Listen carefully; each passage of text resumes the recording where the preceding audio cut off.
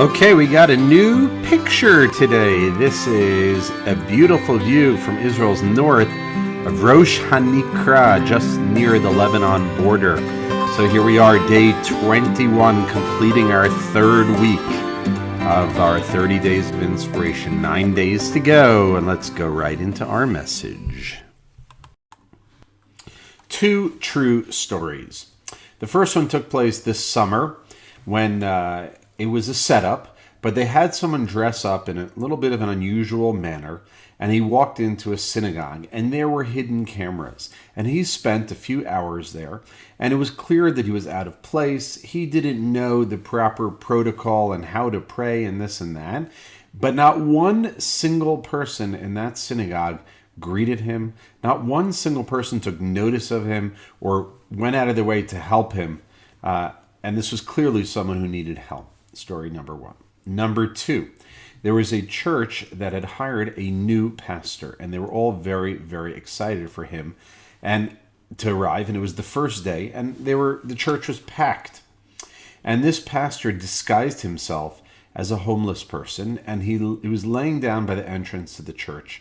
And person after person just stepped over him and walked by him, did not take notice of him whatsoever. The Talmud tells a very powerful story about how God says that in the future the Jewish people will sin.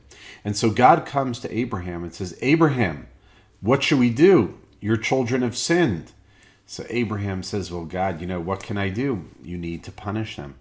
And then God comes to Jacob and says, Jacob, your children have sinned.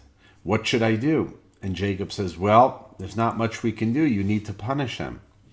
And then God comes to Isaac and says to Isaac, Isaac, your children have sinned. So Isaac turns to God and says, they're my children and not your children? We've spoken about the idea of praying for somebody else, but it goes even beyond that.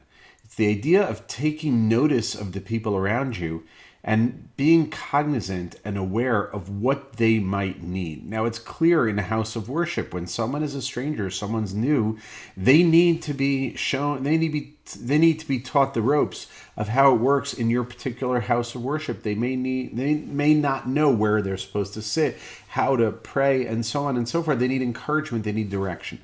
But it's not only in a house of worship. Everywhere we travel in our life, there are people that need help and they need encouragement. And whether it's a smile, whether it's a kind word, whatever it might be. And often those who are closest to us, maybe our children, our spouses, our cousins, our family members, and our closest friends, sometimes we even overlook them. They're the ones perhaps we overlook the most. And so we have to be cognizant not only to pray for the people around us, but to do for the people around us, to find areas where you can do an act of kindness and be aware and cognizant of the people around us, because we're all part of a community. And when the Bible in the book of Genesis says, Lo tov heyod adam levado, it is not good for man to be alone, it's not simply talking about the idea that it's not good to remain single, that one should get married, but it's describing a general description of what humanity is. It's never good to be alone, that we have to look outside of ourselves and look, what do people need when they're feeling alone? And to be sensitive to those around us and to be concerned how we can provide for others. There was a famous Jewish rabbi, Rabbi Yisrael Salanter, that put it this way. He said, another person's physical needs, those are my spiritual needs. So that is the challenge or the exercise I want to leave you with. Look around at the people around you, those closest to you and others, people at work perhaps, people in your house of worship, and ask yourselves, what can I physically do to get out of my chair and physically help them? It's one thing that I pray for them, but it's another to actually get up and go and help, to lend a helping hand to another person, or for that matter, even to an institution, because their physical needs are your spiritual needs.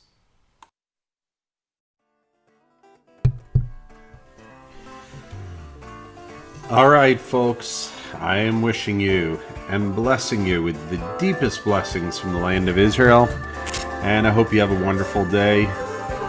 as we say goodbye today with the tunes of Rabbi Shlomo Katz.